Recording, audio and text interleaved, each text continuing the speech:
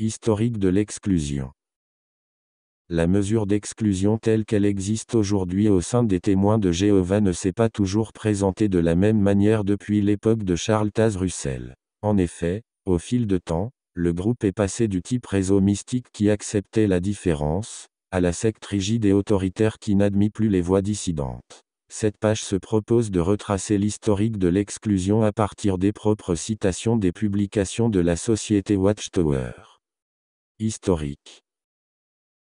Historiquement, le principe d'exclusion fut observé depuis les premiers temps de la société Watchtower, mais tant les motifs que la façon de procéder et la fréquence des exclusions ont grandement varié. Sous la présidence des Russell tout comme sous celle de Joseph Franklin Rutherford, ceux qui étaient accusés de péché grave étaient convoqués devant la congrégation locale, et non devant un comité de discipline religieuse composé d'anciens siégeant à huis clos. À cette époque, les exclusions n'étaient pas fréquentes et ne concernaient que ceux qui créaient des divisions ou qui faisaient la promotion de sectes en se positionnant ouvertement contre les enseignements de la société Watchtower.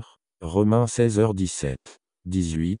Tite 3h10, 11. Toutefois, les règles draconiennes concernant la conduite à tenir vis-à-vis des excommuniés n'étaient pas encore développées, même si dans les faits certains exclus, par exemple Linmoille, subissait déjà un traitement très dur. C'est en 1944 que la société décida de tenir les auditions des coupables à huis clos par des anciens, et c'est à partir de 1952 que non seulement la rupture entre l'excommunié et les adeptes fut marquée très clairement, mais aussi que la liste des péchés susceptibles de tomber sous le coup d'une exclusion fut largement allongée, puisqu'elle incluait alors tout comportement censé porter atteinte à la pureté de l'organisation. La société Watchtower elle-même fait remonter l'historique de cette mesure à 1952, déclarant dans l'une de ses publications, depuis 1952 particulièrement, les témoins de Jéhovah ont mieux appliqué une disposition qui permet de protéger la congrégation, l'excommunication des pécheurs non repentants. 2. Fréquenter un exclu devint un motif d'exclusion en 1955. L'acceptation d'une transfusion sanguine fut un acte jugé passible d'exclusion à partir de 1961. En 1974, la tour de garde reconnut que ces règles du bannissement des exclus avaient conduit à des situations inhumaines et sans amour, bien qu'il était dit de ne pas fraterniser avec les exclus. Il était toutefois possible de leur témoigner de la courtoisie et de la compassion. Mais en 1981, un article renversa cette ligne de conduite, en introduisant des règles encore plus dures qu'avant 1974, pas de bonjour aux exclus, et des relations réduites au strict minimum avec des membres de la famille exclus. Quant aux personnes qui se retiraient d'elles-mêmes de l'organisation, elles devaient être considérées comme méritant le même traitement que les exclus. 3. Analyse critique. Concrètement, les changements en rapport avec cette mesure discriminatoire ont toujours été liés à des fins stratégiques, au fur et à mesure que le groupe se transformait en mouvement sectaire. Il devenait nécessaire de créer un rideau de fer entre les anciens membres et les adeptes. D'une part, ceux qui étaient exclus pour faute morale avaient des chances de bien souffrir et de revenir rapidement dans la secte. Et la mesure d'exclusion apparaissait ainsi comme la preuve que le groupe ne tolérait pas ce qu'il jugeait immoral. D'autre part, les exclus pour apostasie n'étaient plus en mesure de pouvoir faire connaître à d'autres adeptes les aspects litigieux de l'organisation qu'ils avaient découverts et qui auraient pu influencer ces derniers. De plus, bien que le mouvement affirme se baser sur les préceptes bibliques, l'évolution dans la politique relative aux exclus indique qu'en fait, aucune directive claire n'est définie dans la Bible. Et la société Watchtower est capable de procéder aux assemblages de versets qu'elle désire ou faire dire au passage ce qu'elle a envie afin de soutenir son point de vue, tout en le présentant au travers d'expressions indiscutables comme le point de vue de Jéhovah ou en indiquant que la Bible énonce des normes très claires à ce sujet. Les articles de la tour de garde de 1974 et de 1981, voir ci-dessous, emploient ce genre d'expression et sont capables d'utiliser maints versets bibliques, et ceci alors qu'ils préconisent tous deux une ligne de conduite très différente. Ironiquement, au fil du temps, le mouvement en est venu à développer les mêmes caractéristiques, armes de l'exclusion pour pouvoir maintenir les ouailles sous son autorité et les empêcher d'effectuer leurs propres recherches, que celles qu'il critiquait au sein des autres religions. À cet égard, On peut constater le décalage entre d'un côté la formulation du principe d'exclusion et l'application de ce principe dans d'autres religions, alors présenté comme étant le signe d'un abus d'autorité, et la légitimité qu'il semble trouver lorsqu'il est appliqué par le groupe. Changement dans les publications. Époque de Russell. Publication citation plus idée générale. La tour de garde, Angle, 1879 p. 40, article de Ten Virgin, par John Paton alors que d'importants schismes venaient de se produire avec Barbour notamment en 1878, l'article déclare « Nous ne sommes pas disposés à exclure qui que ce soit sur le compte d'une différence d'opinion sur ces choses, ou pour toute autre raison. 4. Égal à, il ne faut pas exclure pour des différences d'opinion. » La tour de garde, Angle, 1882, page 423, article en Impleasant Duty. Nous ne sommes pas de ceux qui excluent des frères chrétiens sur le compte de certaines divergences d'opinion, mais, seulement quand on en arrive au point de nier le fondement même du christianisme. 5. Égal à, il ne faut pas exclure pour des différences d'opinion. La tour de garde, Angle, 1882, page 321. Article de Beasten. 10 images. Mais l'exemple de l'Église d'Angleterre a montré quel prestige elle avait en raison de la voix de l'autorité avec laquelle elle a commandé une révérence pour son clergé et ses enseignements. Cet enseignement par l'exemple n'était pas perdu. Les diverses confessions ressentirent une nécessité d'une norme commune de doctrine qui serait soutenue et confirmée par tous, et donc donnèrent du prestige à leurs enseignements, et amenèrent l'influence combinée de tous contre toute progression dans la connaissance ou le développement de toutes différentes phases de la vérité. Ainsi, ils se protégeraient eux-mêmes en étant en mesure de dire l'opinion combinée de tous les protestants est contre vous, donc vous êtes des hérétiques, et donc nous vous fuirons, et ne vous appellerons pas frères, mais utiliseront toute notre influence contre vous. Cela a été réalisé par la formation en 1846, de l'Alliance évangélique. Il a été déclaré que l'un des objets de l'Alliance, et que nous pensons être le principal, est de promouvoir entre les différentes dénominations évangéliques une coopération efficace, opération dans les efforts pour repousser les ennemis communs et les dangers. Égal à, brandir la menace du bannissement empêche les progrès dans la connaissance.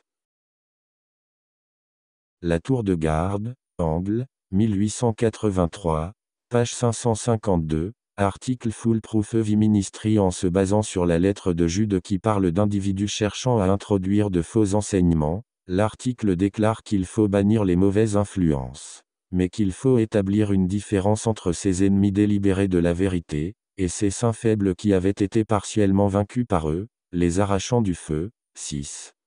Égal à, il faut bannir les mauvaises influences, mais pas les faibles.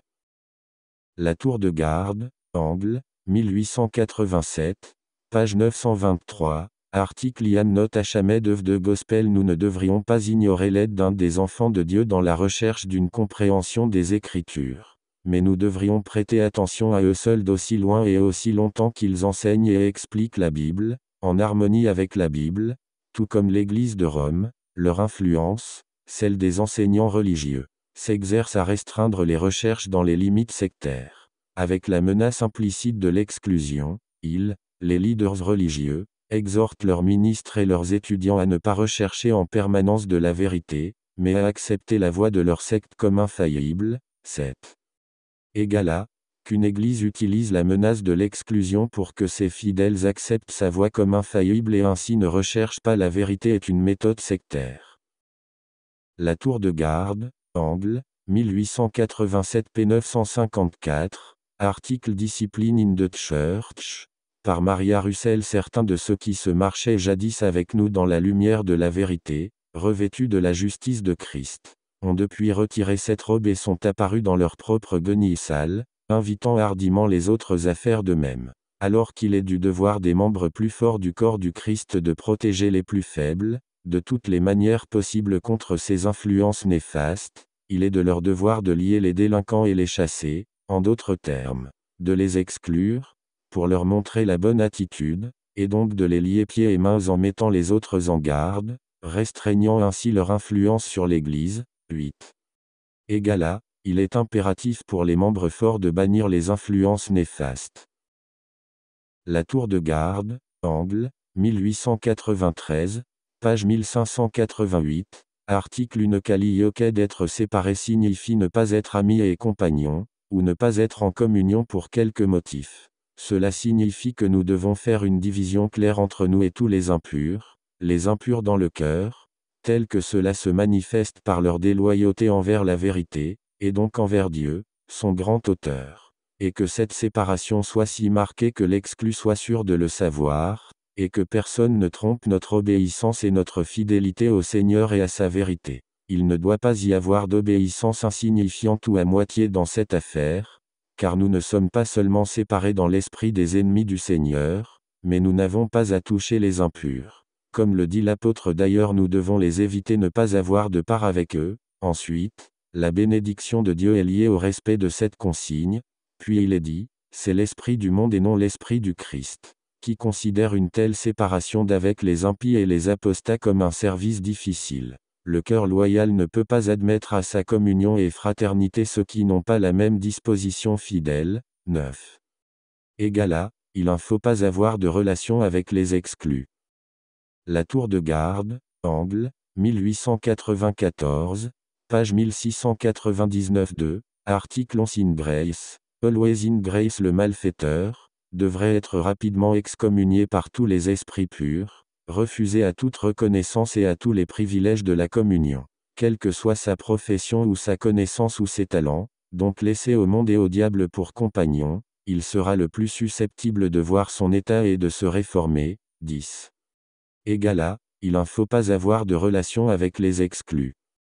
La nouvelle création, Angle, 1904, page 289,290. Dans un livre de 1904, Russell recommandait qu'un comité composé de membres de la congrégation fasse des investigations en cas d'erreur ou péché sérieux, mais que, si des anciens étaient inclus dans ce comité, leur fonction d'anciens n'ajoutait pas de force ou d'autorité. 11. Il fut reporté qu'il déclara également que la Bible n'autorise, et, aucune cour d'anciens, ni qui que ce soit d'autre, à devenir des fouineurs, à retourner à des pratiques de l'âge des ténèbres lors de l'Inquisition. 12. La tour de garde, Angle, 1905, page 3673, article Scriptural Fellowship. Ceux qui acceptent le Christ comme rédempteur et se consacrent pleinement à lui sont en droit à recevoir de l'amour, du respect, la compassion et l'attention de tous autres. Il est dit qu'une étude de la parole de Dieu indique qu'il est du devoir d'exclure, en tant que chrétien, ceux qui, directement ou indirectement, nient que le Christ s'est donné en rançon, un prix correspondant, pour tous, et qui, par conséquent, sont les pires ennemis de la croix du Christ. Nous devons n'avoir aucune part aux œuvres stériles des ténèbres, mais plutôt les condamner. 13. Égala, il ne faut pas avoir de relation avec les exclus. Époque de Rutherford. Publication citation plus idée générale. La tour de garde, Angle, 1919, page 6385. Le grand adversaire est rusé, et en tout temps est rapide à faire appel à la passion. Il persuade certains qu'ils doivent procéder à l'exclusion d'autres qui ne peuvent pas, en conscience, prendre la même position. Quelque part, il semble penser que leur position radicale leur donne droit, dans un sens très particulier, à la faveur divine et à la bénédiction. 14. Égala, l'exclusion est présentée comme une mesure utilisée par le diable. La tour de garde, Angle, 1920, page 101,103. Dans la discussion sur la réunion des actionnaires et la nomination des dirigeants de la société après la mort de Russell, une petite minorité qui aime le Seigneur pourrait avoir une opinion différente. Point.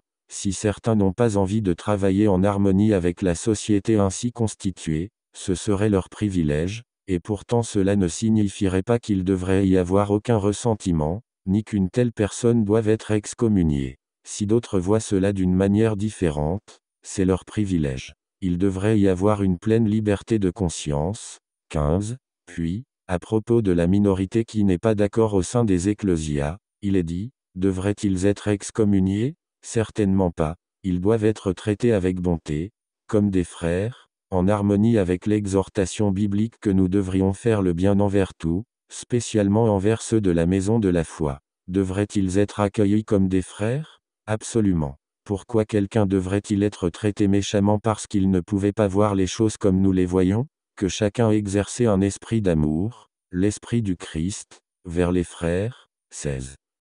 Puis, il est dit, au sujet des questions VDM, que si quelqu'un n'accepte pas le 7e volume des études dans les Écritures, le mystère accompli, et n'est pas prêt à l'enseigner, il n'était pas excommunié, sur la même ligne de raisonnement. Il serait totalement inapproprié d'exclure quelqu'un parce qu'il ne pouvait pas tout accepter ce qui était indiqué dans le 7e volume. 17.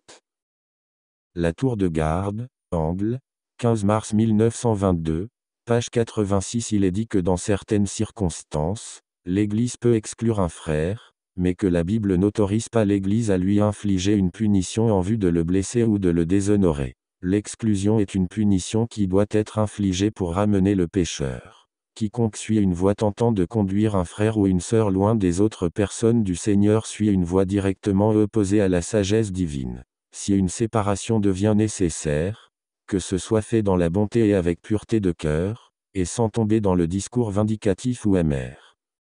La tour de garde, Angle, 1923, page 120. À propos des oints qui perdent leur amour pour le Christ, ce dernier les a déjà excommuniés et ils sont candidats à la seconde mort. En temps opportun, le Seigneur s'occupera d'eux de façon visible et ouverte, les supprimera par le moyen de criblage ou par quelques blessures dans leur sensibilité leur offrant une excuse pour se retirer. Là, rien n'est dit à propos d'éventuelles actions par les humains, c'est le Christ qui s'en charge. La tour de garde, Angle, 1925, page 152. Parmi ceux qui doivent être expulsés figurent ceux qui entraînent au péché ou à l'apostasie. Là, aucune consigne n'est donnée sur la procédure à tenir. La tour de garde, Angle, 15 avril 1937, page 159. Il est rapporté une réunion tenue à Toronto au sujet de Walter Salté le 12 avril 1937 à laquelle toute la congrégation a participé. Le traitement de cette question témoigne d'un désintérêt total pour les faits avérés, la vérité et la discrétion. Salté était absent et personne n'était autorisé à prendre sa défense. Dans le rapport fait dans la tour de garde, l'Assemblée se prononça massivement contre Salté, refusant qu'il soit entendu pour se défendre. Finalement, une copie de la résolution figurant dans la même tour de garde déclarait qu'au vu des faits énoncés ci-dessus, nous, la congrégation des témoins de Jéhovah de Toronto et des environs, à défaut de recevoir au cours des 7 prochains jours, par écrit, une déclaration claire de tristesse, de repentir et d'amendement du frère, faisons exclure par la présente celui connu en tant que frère W.F. Salté. La résolution comprend notamment le fait de ne lire aucun matériel apostat. Là, dans ce cas, c'est toute la congrégation qui participe au lynchage public, une exclusion est bien prononcée, mais pas selon les modalités actuelles. Époque de Knorr. Publication citation plus idée générale. La tour de garde, Angle, 1943, page 219. La classe du mauvais esclave fait partie de l'homme du péché apostat, le fils de perdition. En fait, après avoir été associé au peuple organisé de Jéhovah et joui d'une relation confidentielle avec lui et puis s'être révoltés et ont prouvé qu'il n'était pas vrai, ils sont la partie la plus condamnable de la classe de l'homme du péché. Là, aucune consigne n'est donnée sur la procédure à tenir. La tour de garde, Angle, 15 mai 1944, page 147 à 56. Article Unity for the New World. L'article précise que l'organisation fonctionne sur un mode théocratique, et non démocratique. En se basant sur Deutéronome 21h18-21 et Matthieu 18h15-17, la publication déclare que le cas ne doit pas être examiné par la congrégation entière, mais seulement devant les anciens qui doivent ensuite informer la congrégation de la décision prise. Là, la mesure d'exclusion commence à prendre forme. La tour de garde, Angle, 1946, page 265. En se basant sur 1 Corinthiens 5, 1,5,8-13, il est dit qu'il faut excommunier un pécheur non repentant afin de protéger la congrégation. Réveillez-vous, Angle, 8 janvier 1947, page 27, article Are you also excommunicated? L'article critique la pratique de l'excommunication au sein du catholicisme, et précise, l'autorité de l'excommunication vient, affirme-t-il, des enseignements du Christ et des apôtres que l'on trouve dans les versets suivants, Matthieu 18h15-19, 1 Corinthiens 5, 3-5, 16h22, Galates 1, 8,9, 1 Timothée 1h20, Tite 3h10. Mais l'excommunication hiérarchique, comme punition et remède médical, ne trouve aucun support dans ces versets. En fait, ceci est même étranger aux Écritures, Hébreux 10 2.26-31. La tour de garde, Angle, 1947, page 122. Le cas de l'homme fornicateur en 1 Corinthiens 5 est présenté comme un exemple d'excommunication destinée à séparer la personne dangereuse de la congrégation. La tour de garde, Angle, 1947, page 239. Suite à des exclusions à la filiale de Bombay, Nathan Knorr prononça un discours Mercy and Forgiveness en présence des excommuniés. Ceux-ci s'étant repentis, la décision d'exclusion devait être retirée. La tour de garde, Angle, 1er mars 1952, article Keeping 2 Organisation Clean maintenant. Si quelqu'un vient dans la congrégation pour essayer de perturber l'adhésion à cette véritable parole de Dieu et cause un achoppement ou une division dans la congrégation, il est nécessaire d'éviter celui-là. La meilleure façon de l'éviter est d'exclure cette personne, de le mettre de côté, de le faire sortir de la congrégation. 18. La tour de garde, Angle, 1952. Pour la première fois, la procédure à suivre pour l'exclusion et les conséquences de celle-ci sont décrites en détail. En premier lieu, une accusation doit être formulée et conduire à une enquête et à une audition. 2 ou 3 témoins oculaires doivent apporter leur témoignage. La décision prise par les anciens sera ensuite révélée à toute la congrégation, non pas sous forme de vote, et il sera dit que le pécheur ne fait plus partie de la congrégation. Cette dernière doit obligatoirement approuver la décision. Nous devons l'éviter, l'exclure. Nous ne voulons rien avoir à faire avec lui, même lorsqu'il vient aux réunions publiques, il ne faut pas lui adresser un bonjour, et l'orateur ne doit pas le faire répondre, il ne faut pas lui donner de territoire pour prêcher, et il ne faut pas accepter son rapport de prédication dans le cas où il voudrait le remettre dans la boîte à la salle du royaume.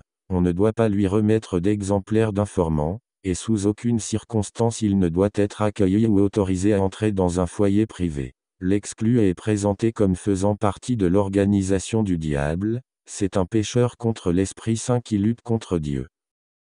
La tour de garde, Angle, 1952, article Question from Reader. L'article traite des relations avec un membre de la famille exclu. Il semble regretter le fait que nous ne soyons plus dans l'antique Israël et qu'ainsi les exclus ne puissent plus être exterminés. Il faut malheureusement tenir compte des lois gouvernementales. Ainsi, un témoin continuera de vivre avec son conjoint exclu. Mais bien sûr, si les enfants sont en âge, alors il y a possibilité d'un départ et la rupture des liens familiaux d'une manière physique si ce sont les parents qui sont exclus. Sinon, même s'ils reçoivent une aide financière, ils doivent examiner dans quelle mesure ils peuvent se trouver en danger en étant proches de l'influence de Satan via l'exclu. Dans tous les cas, le membre fidèle de la famille doit reconnaître et se conformer à l'ordre de l'exclusion.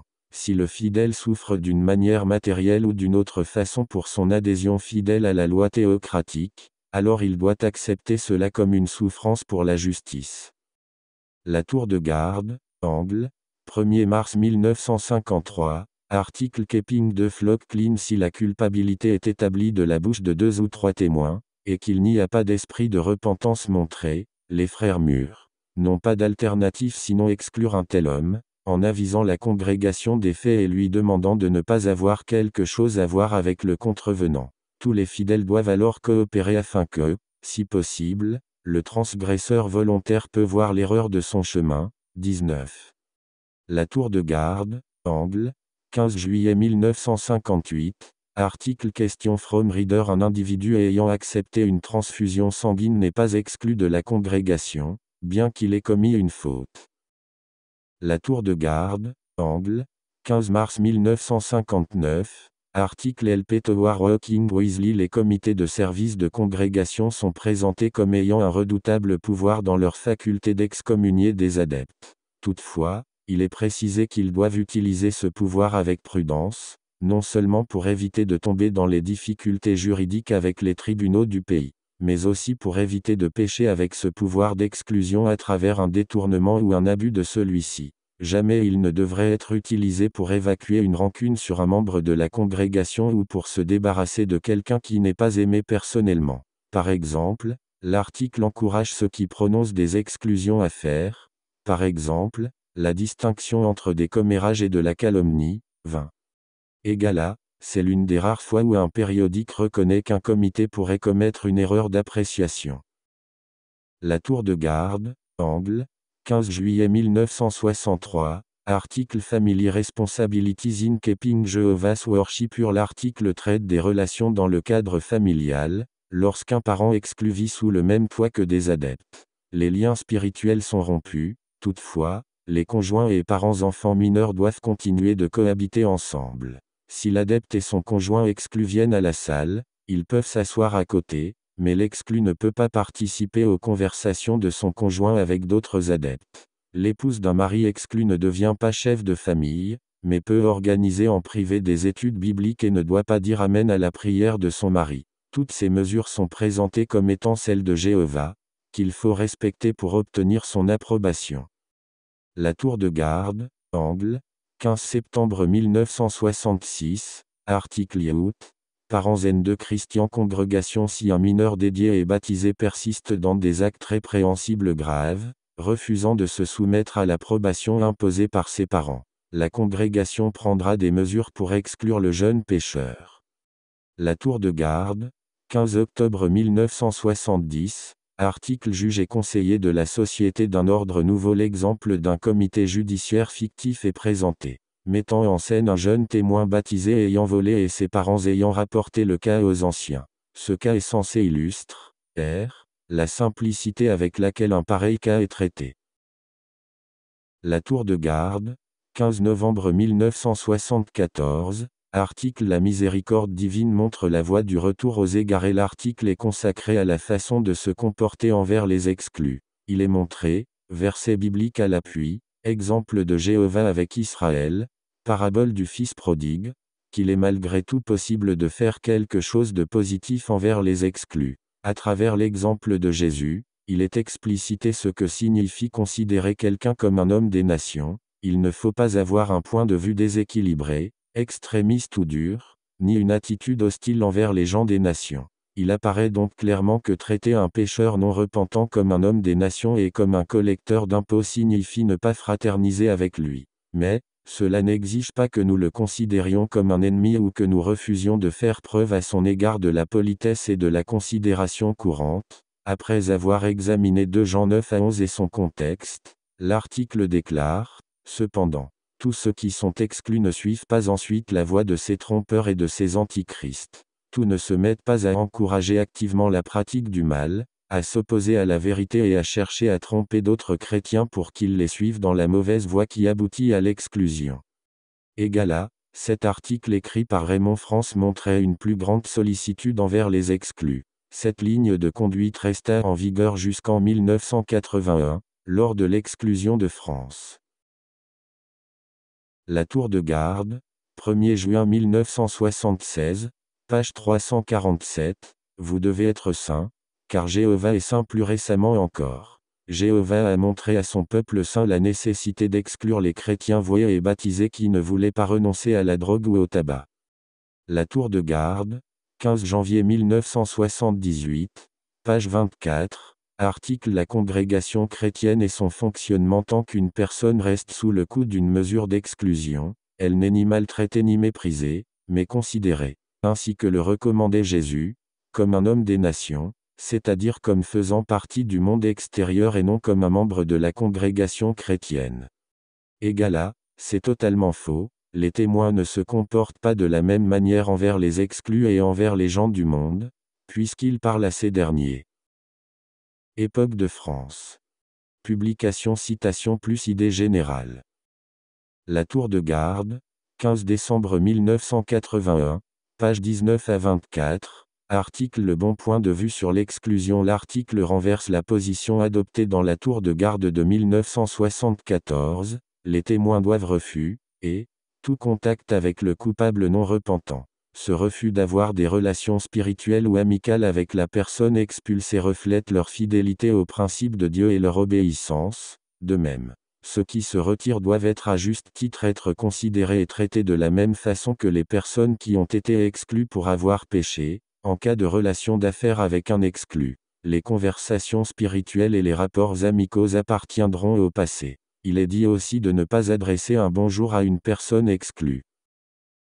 La tour de garde, 15 décembre 1981, page 25 à 30, article Quand un membre de la famille est exclu dans le cadre de la famille, un adepte restera avec son conjoint exclu. Dans le cas de relations parents-enfants impliquant un exclu vivant sous le même toit, la communion spirituelle qui pouvait exister au sein du foyer ne sera plus la même. Il peut se poser la question de reprendre chez soi un parent exclu qui est malade, mais dans le cas d'un enfant, les parents devront examiner si sa situation a changé et s'il peut quitter à nouveau le toit familial. Pour ce qui est d'un exclu de la famille ne vivant plus dans la même maison, il peut s'avérer nécessaire, dans une certaine mesure seulement, de s'occuper avec elle de telle ou telle question familiale, sans toutefois manger avec lui/elle. Les adeptes devraient s'efforcer d'éviter tout contact inutile avec elle et même de réduire au minimum toute relation d'affaires. Dans le cas d'un mariage, l'exclu ne pourra évidemment pas faire partie du cortège ni accompagner la mariée.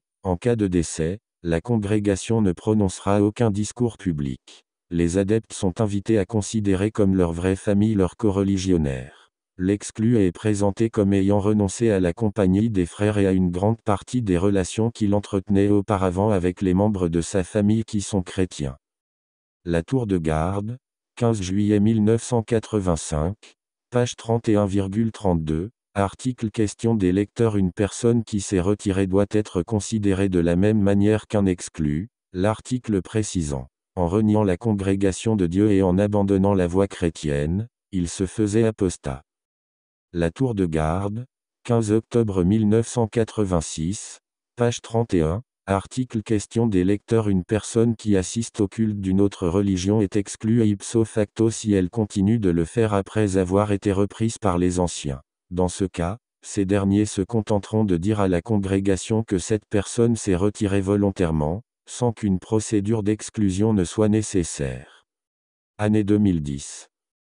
On note dès lors un durcissement dans les injonctions à rejeter les exclus, et le but recherché par cette mesure, faire souffrir l'adepte pour qu'il revienne, est désormais énoncé de façon très explicite. Tout en gardant à l'esprit les passages ci-dessous, voici en contraste ce que déclare le Réveillez-vous de juillet 2009, page 29, lorsqu'une personne désire quitter sa religion de famille pour devenir témoin de Jéhovah. Ainsi, la fidélité à Dieu peut vous amener à prendre une décision qui ne plaira pas forcément à vos proches. Personne ne devrait être contraint de pratiquer un culte qu'il juge inacceptable, ou de choisir entre ses croyances et sa famille. Publication citation plus idée générale.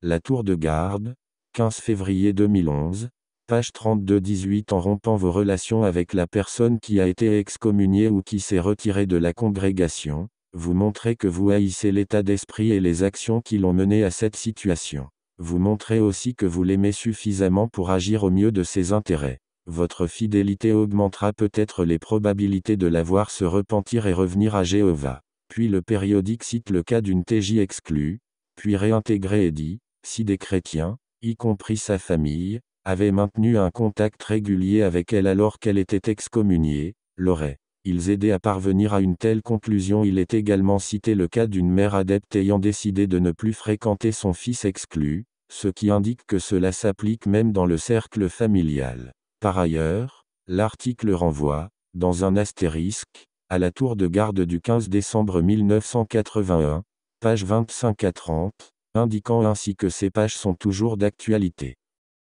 Égala, dans un retournement spectaculaire de situation, la Watchtower présente la rupture des liens avec l'exclu comme une preuve d'amour. En outre, cet article indique clairement que le but de l'exclusion est de ramener dans la secte celui qui est exclu grâce à la souffrance occasionnée par la perte de sa famille. Il y a donc une contrainte exercée sur l'ancien adepte qui ne peut bénéficier de relations avec sa famille que grâce à une réintégration.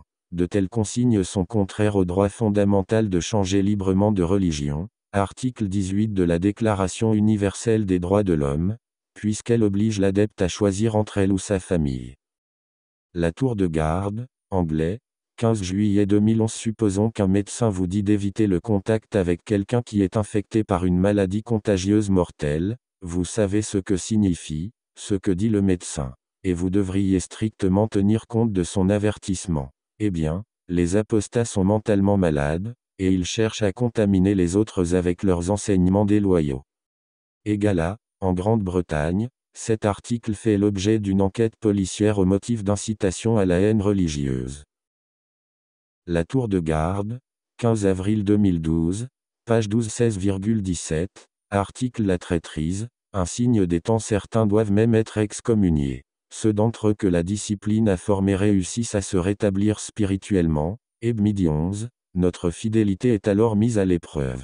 Fidélité envers qui? Non pas envers l'excommunié, mais envers Dieu. Jéhovah nous observe pour voir si nous respecterons son commandement de ne pas avoir de contact avec quiconque. L'italique est dans l'original, est excommunié, un jeune homme, est resté excommunié pendant plus de 10 ans. Dès le départ, son père, sa mère et ses 4 frères ont cessé de la fréquenter, et ils se sont tenus à leurs décisions.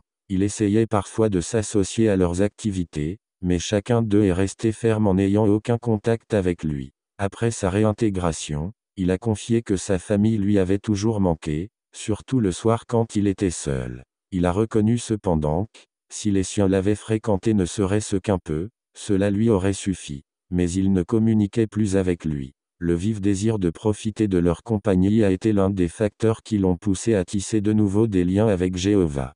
Si jamais nous sommes tentés d'enfreindre le commandement divin en fréquentant un proche excommunié, repensons à ce témoignage. Égala, ainsi en 2012, la consigne de rejeter les exclus, même dans le cercle familial, est toujours d'actualité, et semble s'être encore durcie un peu plus. Il est question ici de les rejeter totalement. Comme toujours, la décision d'exclusion est présentée comme venant de Jéhovah afin de lui donner un caractère obligatoire et de culpabiliser les adeptes qui seraient tentés de ne pas la respecter. De plus, la Watchtower indique clairement que le jeune homme cité en exemple a souffert de l'absence de ses parents et de ses frères, et que c'est cela qui l'a poussé à revenir dans la secte. Ainsi, sans la moindre vergogne, cette dernière joue sur les liens familiaux pour récupérer des adeptes en leur causant une douleur liée à la perte de leurs proches. Ainsi, n'est-il pas exact de dire que la Watchtower brise des familles? La tour de garde, 15 janvier 2013, page 16-19, article Ne laissons rien nous éloigner de Jéhovah concernant un exclu dans le cadre de la famille. La secte dit, ce proche, à qui tu tiens tellement, a besoin de voir que tu es résolu à faire passer Jéhovah avant tout, y compris les liens familiaux. Ne cherche pas de prétexte pour fréquenter un proche excommunié, même par téléphone ou par courriel. Annuaire, 2013, page 55. Gabriela, une témoin de 15 ans baptisée en octobre 2011 en Équateur, est présentée en exemple parce qu'elle a déclaré à son amie Cathy, une témoin inactive. Il faut que je te dise que je ne peux plus être ton ami parce que tu mènes une vie impure. Si je reste ton ami, ça peut affecter mon amitié avec Dieu. Tu dois changer. Suite à cela, Cathy est redevenue une proclamatrice active. Discours lors de l'Assemblée 2013. La parole de Dieu et vérité. Stephen Bell, un représentant de la Watchtower du Bethel de Walkie, a donné en Californie un discours le samedi 1er juin 2013 à 15h20 sur le thème La vérité. Amen, non pas la paix, mais l'épée. Il a dit ceci, en anglais. Maintenant il y a une seconde raison où l'épée entre dans la famille, et cette situation touche notre cœur et peut causer pleurs et peines pendant des années, c'est quand un membre de la famille est exclu. Et ça peut être quelque chose qui divise la famille comme rien d'autre ne peut le faire. C'est sûrement l'un de nos plus importants tests de loyauté. La douleur peut être si grande que l'on pourrait dire Jéhovah, que veux-tu de moi? C'est un membre de ma famille que j'aime. Que veut Jéhovah quand un membre de notre famille est exclu? Relisons Matthieu 10h34, 35, lecture de ces versets. Qu'attend donc de nous Jéhovah même si la situation est aussi douloureuse qu'un membre de notre famille soit exclu? Que veut-il? La loyauté. C'est ce qu'il demande. Jéhovah sait que c'est un moment difficile de notre vie, mais il veut la loyauté. Nous devons le faire passer avant un père, avant une mère, et même nos enfants s'ils sont exclus. Et si l'exclusion dans notre famille n'était pas assez suffisante, la loyauté envers Jéhovah peut aussi vouloir dire que nous devions endurer des reproches. Nous pourrions être tourmentés par ce que je ne peux pas parler à un membre de ma famille. Et quelqu'un avec qui on travaille vient nous dire, « Je pensais que tu étais chrétien. Pourquoi donc ne parles-tu pas à tes enfants » ou la personne exclue pourrait dire, « Ma famille m'a retranché d'elle-même. » Cependant, n'oubliez pas, c'est le pécheur qui a changé ses relations avec Jéhovah et sa famille. Ce sont ses actions qui ont influencé la famille, pas les nôtres. S'ils étaient restés fidèles, la famille serait restée intacte. Mais donc, comment un fidèle endure-t-il une telle situation ? Examinons maintenant 3 choses que nous devrions faire. Troisièmement, respecter la discipline. Frères et sœurs, c'est difficile. Pour le dire simplement, respecter la disposition qui a eu pour conséquence qu'un membre de la famille a été exclu. C'est la meilleure disposition pour tout le monde. Le manque de loyauté envers les dispositions de Jéhovah ne fonctionne pas. Par exemple, quand quelqu'un est exclu, l'une des raisons pour lesquelles ils veulent revenir dans l'organisation de Jéhovah est celle de fréquenter à nouveau les frères et sœurs de la congrégation. Et surtout pour pouvoir fréquenter les membres de leur famille. Donc si nous les fréquentons alors qu'ils sont exclus, nous pourrions leur enlever une forte motivation de vouloir être réintégrés. Restez loyaux à Jéhovah. Le faire en toutes circonstances est la meilleure chose. Nous venons de mentionner 3 choses à faire. Maintenant, nous allons mentionner 3 choses à ne pas faire. Chacun doit avoir une relation personnelle avec Jéhovah. Même les jeunes qui ont été exclus, c'est parce que leur relation avec Jéhovah était faible. La personne exclue a quitté Jéhovah. Ils connaissaient les conséquences de leurs actes. Imaginez la joie s'ils nous disaient, après leur réintégration, « Merci d'avoir été loyal à Jéhovah. Ton exemple m'a motivé pour revenir à Jéhovah. » Concernant les membres de la famille qui s'opposent à nous ou qui sont exclus, la question vitale est, à qui vais-je être loyal ? En qui ai-je la plus grande affection si nous avons plus d'affection pour n'importe qui sur cette terre, que ce soit un père, une mère, un fils ou une fille, que nous n'en avons pour Jésus-Christ, alors nous ne le méritions pas. Ainsi, soyons résolus à suivre de près les pas de Jésus, acceptons notre poteau de supplice, et marchons loyaux dans la vérité.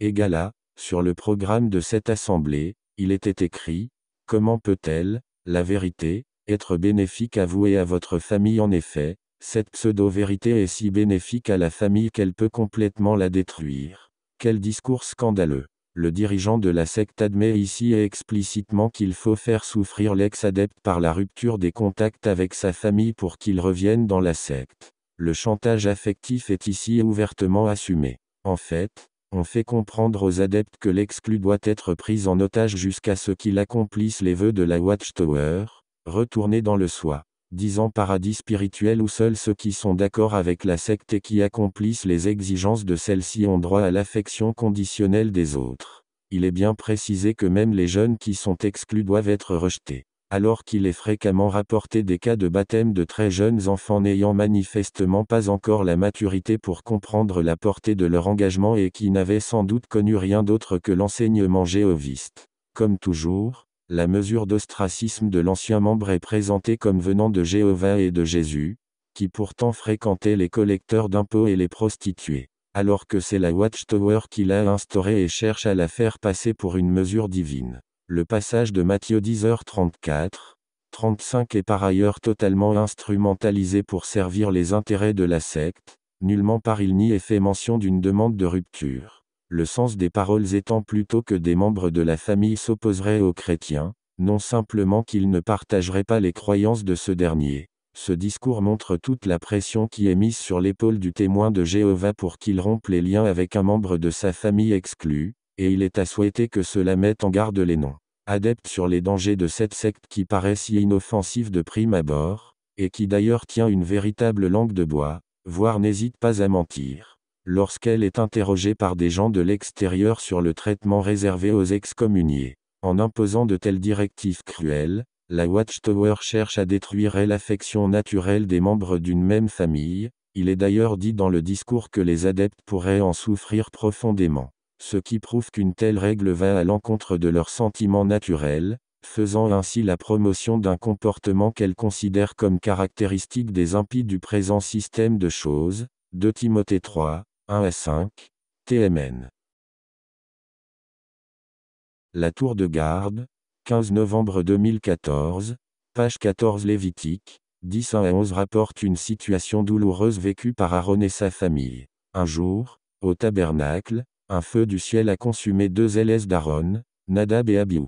Quel déchirement ont dû ressentir Aaron et les siens. Alors imagine comme obéir à l'ordre de ne pas les pleurer a mis leur foi à l'épreuve. Pour ta part, te montres-tu saint en t'interdisant de fréquenter tout excommunié, qu'il soit membre de ta famille ou non, lire 1 Corinthiens 5h11. Égala, ainsi, le parallèle ici établi entre la mise à mort des 2 fils d'Aaron et l'excommunication suggère qu'il faut considérer un exclu comme quelqu'un qui est décédé. De plus, s'il est vrai que, selon le récit biblique, la mort de ces 2 hommes était la conséquence du jugement divin puisque le feu est descendu du ciel, en revanche, rien ne prouve que la sentence d'exclusion prononcée à l'encontre d'un individu par l'organisation jéhoviste soit l'expression d'une punition émanant de Dieu.